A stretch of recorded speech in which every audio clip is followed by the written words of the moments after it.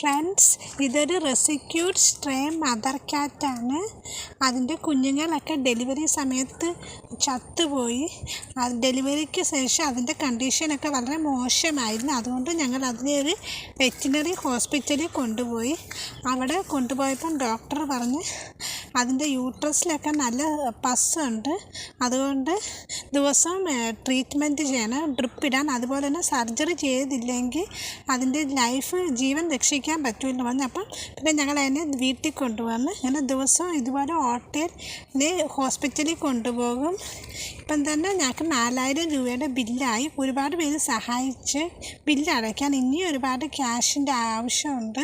വന്ധീകരണത്തിന് തുടർന്നുള്ള ചികിത്സയ്ക്ക് സഹായിക്കാൻ താല്പര്യമുള്ളവർ ഡിസ്ക്രിപ്ഷൻ ബോക്സിൽ കൊടുത്ത് നമ്പറിൽ GPay ചെയ്യണം. ഇതൊരു പ്രൈവറ്റ് ഹോസ്പിറ്റലാണ്. ഡോക്ടർമാരൊക്കെ വളരെ നല്ലതാണ്. ഓട്ടോയ്ക്ക് തന്നെ ദിവസവും 200 രൂപ നമുക്ക് ചിലവാകും. എല്ലാവരും പാവം അതിൻ്റെ ലൈഫ് സേവ് ചെയ്യാൻ വേണ്ടി പ്രാർത്ഥിക്കണം. അതുപോലെ വീഡിയോ ഫുൾ കണ്ട് സപ്പോർട്ട് ചെയ്യണം. ഇനി ഈ ആഴ്ചയാണ് സർജറി പ്ലാൻ ചെയ്തിരിക്കുന്നത്.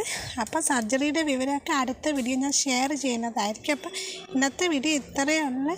Thanks for watching.